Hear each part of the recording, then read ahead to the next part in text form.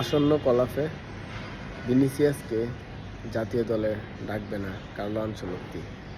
হলুদ কার্ড জড়িত সমস্যার কারণে আগামী ম্যাচ চিলির বিপক্ষে থাকবে না ভিনিসিয়াস।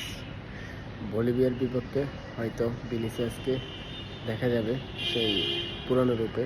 আমরা ভিনিসিয়াসের গত ম্যাচটার মধ্যেই ভিনিসিয়াসের একটা পরিবর্তন দেখতে পাইছিলাম। ভিনিসিয়াসের গোল ছিল, ভালো খেলা উপহার দিচ্ছে ব্রাজিল ফ্যানদের।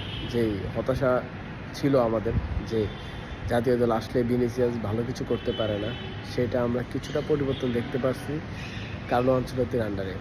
আর ব্রাজিলিয়ান অনেক গণমাধ্যমেই ছড়াছড়ি হইতেছে আগামী ম্যাচ থেকেই আমরা অনেক অপেক্ষার অবসর ঘটিয়ে নেইমার জুনিয়রকে পাচ্ছি স্কোয়াডে।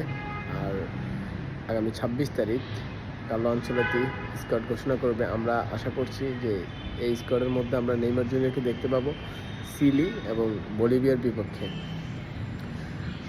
আর স্ট্রাইকারের অনেক ছড়াছড়ি এখন।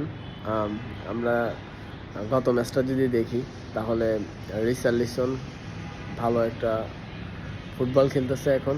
রিচার্লিসনের দিকে চিন্তা করা যায়, এবং কি অন্য অন্য জোয়াও পেদ্রো, এন্ড্রিক, আরও অনেকেই আছে এই তালিকায়।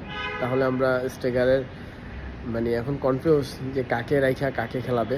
আর যেহেতু আমরা লেফট সাইডে ভিনিসিয়াসকে পাচ্ছি না, তাহলে এখানে রদ্রিগো আছে, মার্টিনেল্লি আছে। আপনারা কাকে লেফট সাইডে দেখতে চান অবশ্যই কমেন্টে জানাবেন। আর রাইট সাইডে রাফিনা আছে, ইস্তাবিও ওলিয়ান আছে, সাবিনহো আছে, অ্যান্থনি আছে। এখন ব্রাজিলের প্রত্যেকটা ফর্মে প্রত্যেকটা জায়গায় 4-5টা করে প্লেয়ার আছে। কারে কোন জায়গায় রাখবে, কারে বাদ দিবে, এটা নিয়ে কনফিউজ কাজ করবে কার্লো আনচেলত্তির। কারণ আমার মনে হয় না সারা পৃথিবীর মধ্যে এমন কোনো দল আছে যে ব্রাজিলের মতন এত ফুটবলার পরিপূর্ণ বিভিন্ন জায়গার মধ্যে খেলার মতন যোগ্য আছে।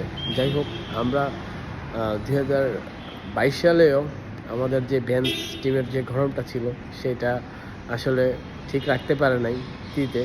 আমরা আশা করব এরকম কোনো গরম দরকার নাই।